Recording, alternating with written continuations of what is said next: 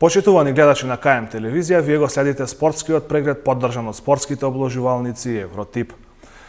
Спортските надпревари кои се одиграа изминатиот викенд беа одбележани од одлуката на владата на Македонија. Таа одлука ја прифатија и спортските федерации, сите спортски надпревари да се одиграат без присуство на публика. Единствено таа препорака не ја прифати ракометниот клуб Вардар, кој беше домаќин на најголемиот спортски настан претходниот викенд кај нас, односно надпреварот од ракометната лига на шампиони против Монпелје.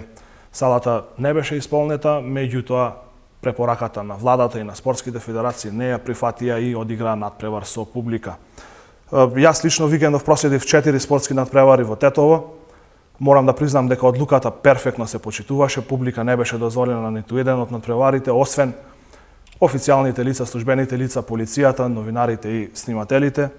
И тука се поставува прашањето, односно и ние новинарите си го поставувавме тоа прашање додека ги следевме надпреварите. Дали ние новинарите, снимателите, службените лица, полицијата, спортистите сме можеби вакцинирани од коронавирус, па ние може да бидеме присутни, а публиката не. Меѓутоа, тоа е одлуката на владата и на спортските федерации, клубовите максимално ја испочитува, исто така и публиката ја испочитува таа одлука, меѓутоа некои работи не се логички, наше е да реагираме на тоа, да поставуваме прашања, а на властите е да одлучуваат кој може да ги седи над преварите, а кој не може. Спортскиот преглед ќе го започнеме со резултатите од 21-то коло на првата македонска фудбалска лига. Беа постигнати следниве резултати. Шкендија Македонија Ѓорче Петров 4:1, Шкупи Ренова 2:3, Вардар Работнички 0:0, Академија Пандев Борец исто така 0:0 и Струга Тримљум Силекс исто така 0:0.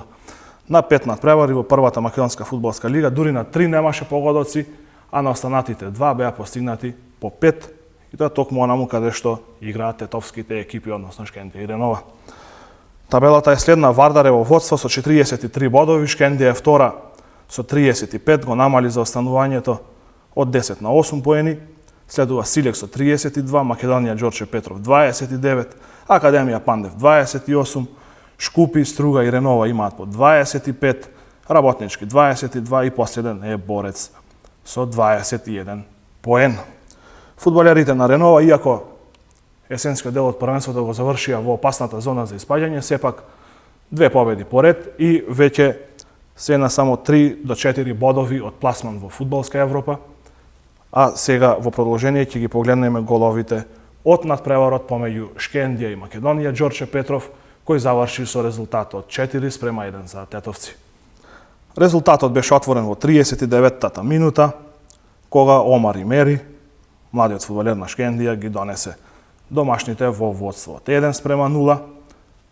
До таа 39-та минута гостите имаа повеќе прилики за гол, меѓутоа спортската казна ги стигна и Шкендија поведе со 1:0. Тоа беше резултатот и после првиот дел. Во второто полувреме гостите повторно одлично го започнаа надпреварот и во 58-та минута од пенал преку Алјан Јашаровски израмнија на 1:1. Тоа беше се што направија гостинските фудбалери на овој надпревар, бидејќи само 2 минути подоцна, односно во 60-та минута, со голот на Меджит Незири, Шкендија повторно дојде во водство, овој пат од 2:1. Веќе во 64-та минута Шкендија имаше предност од 2 голови разлика. Омар Имери со неговиот втор гол на овој надпревар донесе предност за домашните од 3:1.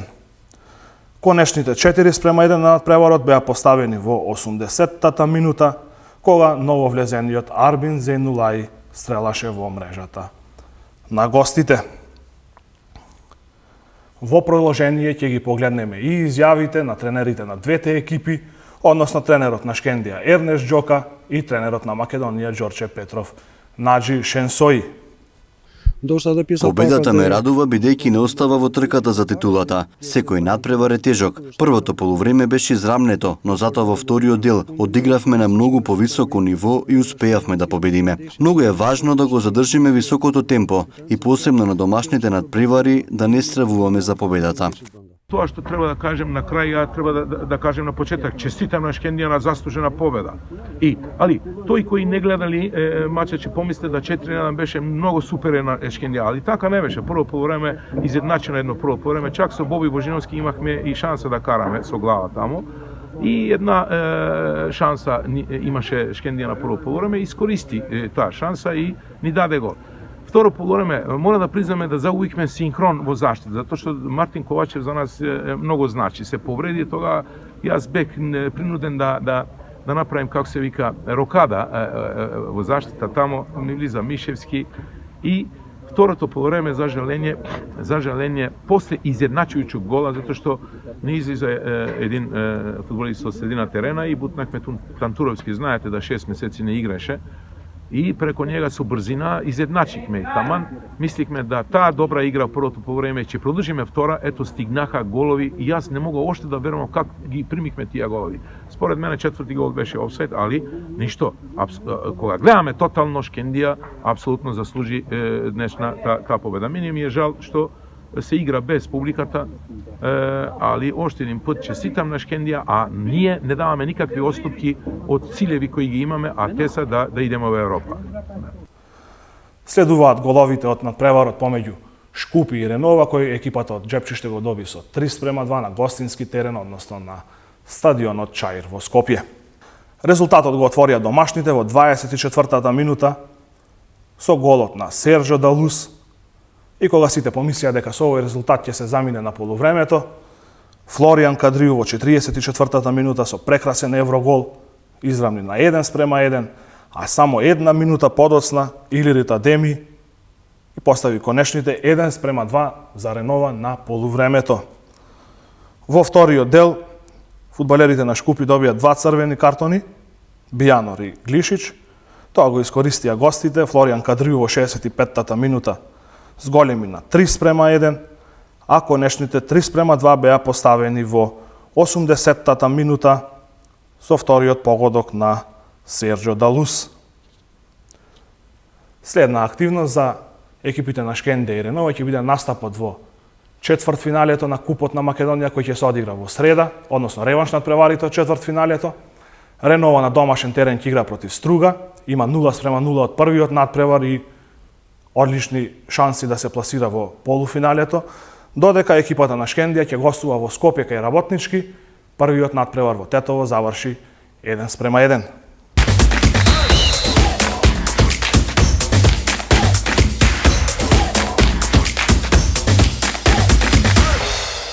Викендов продолжија и надпреварите во втората фудбалска лига Запад, каде се одигра 15-тото коло, односно првото пролетно. Беа постигнати следниве резултати. Вардар Форино Дрита 2:0, Кадино Гостивар 1:1, Пелистер Кораб 3:0, Скопје Влазрими 2:0 и Лабуништа Охрид 3:2 на најинтересниот и највозбудливиот надпревар ова 15-то коло. Табелата изгледа вака. Прв е Пелистер со 30 бодови, следува Скопје со 28, Лабуништа има 27, Влазрими 25, Вардар Форино е најдобро пласирана екипа од полошките и е на 5-тата позиција со 21 бод, следува Гостивар и Дрита со по 20 и на последните 3 места Кораб со 18, Охрид 11 и Кадино 10 поени на последното 10-то место. Викендов се одигра еден интересен контролен пријателски надпревар помеѓу градските ривали Тетекс и Љуботен. Двете екипи настапуваат во третата лига Запад и се подготвуваат за стартот на пролетниот дел кој е закажан за викендот на 14 и 15 март. Победи екипата на Тетекс со 3:0, меѓутоа и фудбалерите на Љуботен не разочараа на овој надпревар. Стрелци на головите за Тетекс беа Валјон Зекири, капитенот Маријан Билбиловски и посебно за одбележување стрелецот на третиот гол Никола Сарески, кој во декември 2019 година наполни 15 години и на своето деби за првата екипа на Тетекс успеа да се запише во листата на стрелци. Во продолжение ќе ја погледнеме изјавата на капитенот на фудбалскиот клуб Љуботен Дејан Савески. Без разлика на резултатот што е 3:0, можам да кажам дека одигравме доста солиден надпревар. Значи посебно во првото полувреме каде што примивме несреќен гол, а потоа имавме доста шанси да реализираме гол во наша корист. Ова е утакмица од пријателски карактер. Сигурно добиваат сите фудбалери шанса.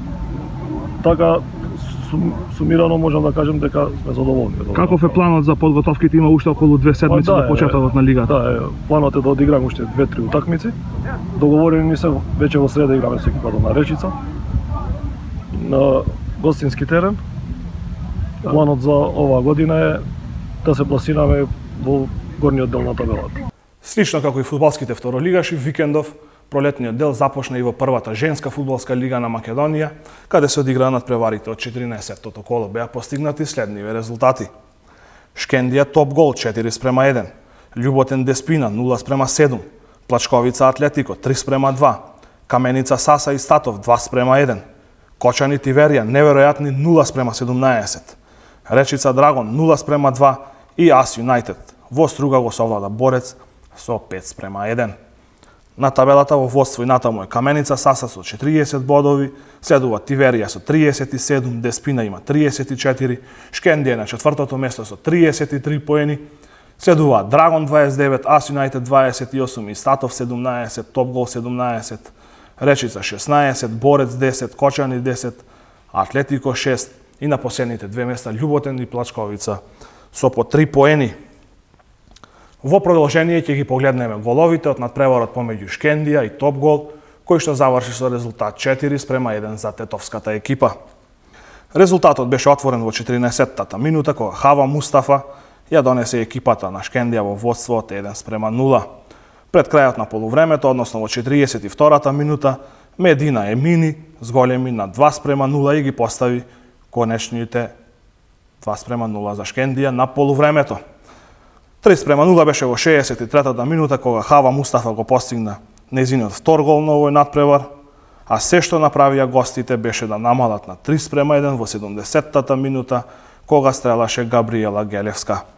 Конечните 4:1 беа поставени во 90-та минута со голот на Анида Јахја.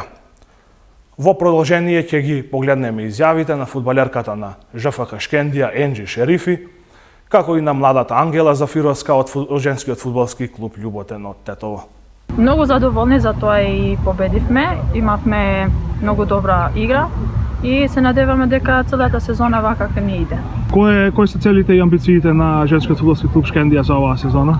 Па да бидеме, например, во првото место, зашто не, и во второто и трето, мислам дека не е лошо, додека сме и многу нова екипа и имаме многу играчи што се, например, многу млади. Јас сум задоволна од тоа што го одиграв, бидејќи прв пат играм таа позиција и мислам дека играв добро, за разлика од другите. Мислам дека од сега тоа ќе биде мојата позиција, тоа што ќе играм. Имаше неколку шанси денеска да постигнеш гол, погоди статива.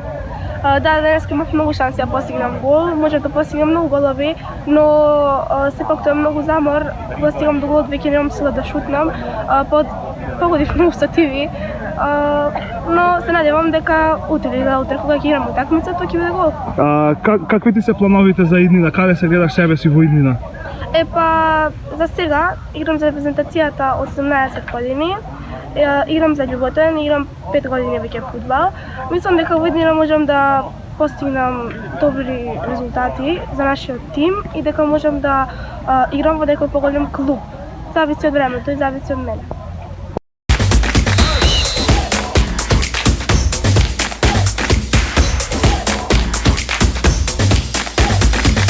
После пауза од 3 седмици, викендов продолжи и првата кошаркарска лига на Македонија се одигра надпреварите од 16-тото коло, каде беа постигнати следниве резултати. Евроникел Гостивар 83:69, Кожув Пелистер 95:75, МЗТ Скопје Работнички 92:90, Вардар Академија ФМП 79:77 и МЗТ Скопје 2 Куманово 65:79. На табелата во водство е екипата на МЗТ Скопје со 29 поени, а потоа следуваат 4 екипи со идентични 27 бодови, односно Кожув, Работнички, Гостивар и Евроникел, подредени според кош разликата. Последната екипа која што обезбеди пласман во Суперлигата е Куманово со 26 бодови, додека Пелистер со 23, Академија ФМП и Вардар со по 19, и МЗТ Скопје 2 со 16 бодови. Ќе разигруваат во плей-аут лигата, каде што последните две екипи ќе се преселат во второлигашката конкуренција. Кога сме кај втората лига, таму се одиграа надпреварите од 12-тото коло, беа постигнати следниви резултати. Ангели Тетекс 85:48, Цандрим Партизан Водно Санс 82:71, Мега Баскет Спорт Тим 111:57, Хераклеја Албес 82:68. На табелата во водство екипата на Цандрим со 20 бодови, следува Партизан со 19, Ангели 18, Хераклеја и Мега Баскет по 17, екипата на Тетекс после поразот од Ангели падна на 6-та позиција со 16 бодови и на последните 3 места се Чаир со 14, Спорт Тим 12 и Албес 11 бодови. Екипата на Тетекс следното коло на домашен терен ќе го одигра дерби надпреварот против Скопски Чаир. Надпреварот се игра во сабота со почеток во 18 часот во спортската сала при Средното економско училиште 8 септември во Тетово.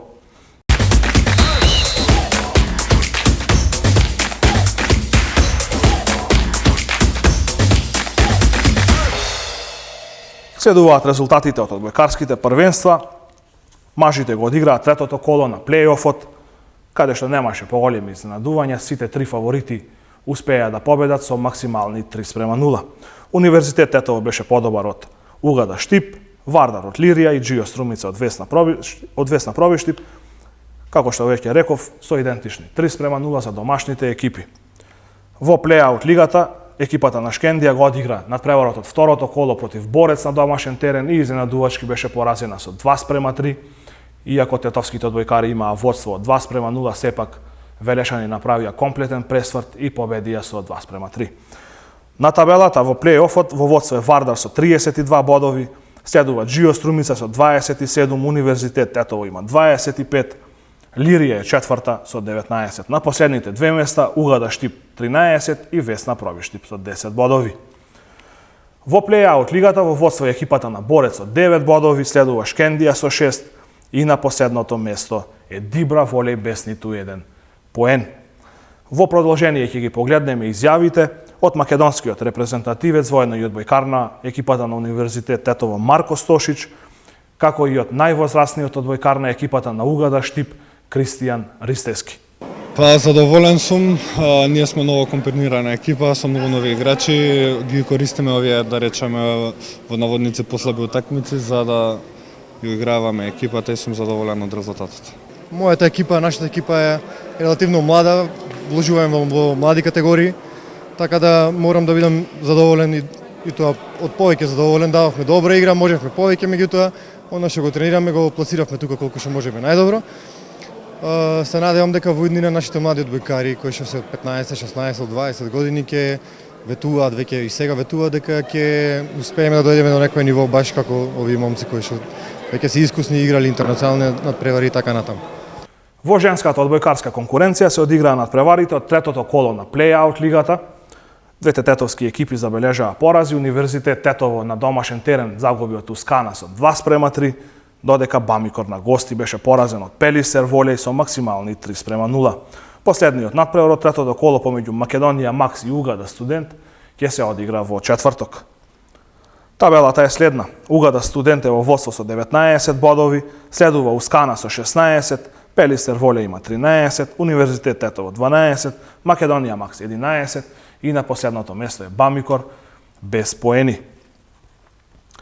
Како последна содржина во денешниот спортски преглед, ќе го погледнеме разговорот со Станислав Бојчевски, тренерот на кикбокс клубот The Strongest Macedonija, кој од пред неколку месеци функционира и во Тетово. Значи, ја тренирам у The Strongest Macedonija од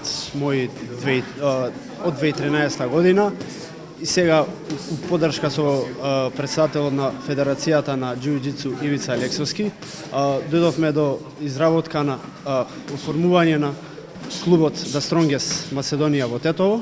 The Strongest Macedonija се оформи во октомври 2019 година, во кој почна и се запишаа преку 50 млади членови, во кои имаме 3 групи. Првата група ни почнува во 5:15 со кросфит. Втората група е деца до 15 години кои вежбаат кикбокс и третата група ни од 7-15 кои вежбаат постари лица. Колку членови моментално брои клубот? Клубот брои над 80 членови, во кои некои доаѓаат да си вежбаат кросфит, некои сами си тренираат и некои со тренер. Дали учествувате на државни првенства и воопшто на некои надпреварувања? Јас сум учествувал на повеќе од 5 до 7 државни првенства, сум имал и повеќе борби тука во Македонија, во кои се надевам и надвор од Македонија ќе имам неколку надпреварувања. Децата тренираат сега почнаа. Ја мислам дека ќе извоиме многу добри членови, многу добри борци за во иднина. Каков е развојот на кикбоксот во Македонија? Дали во Македонија има многу клубови, многу заинтересирани деца и воопшто луѓе кои што тренираат, спортисти кои што тренираат кикбокс? Па се развива многу брзо.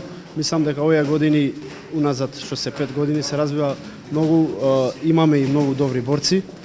Сакам да пофалам, имаме и почнаа да се организираат и турнири по ММА, тоа е мешана боречка вештина, во кој стварно зема голем замав таа дисциплина и мислам дека е супер. Тоа беше се што подготвивме за денешниот спортски преглед поддржан од спортските обложувалници Евротип. Се гледаме следниот понеделник.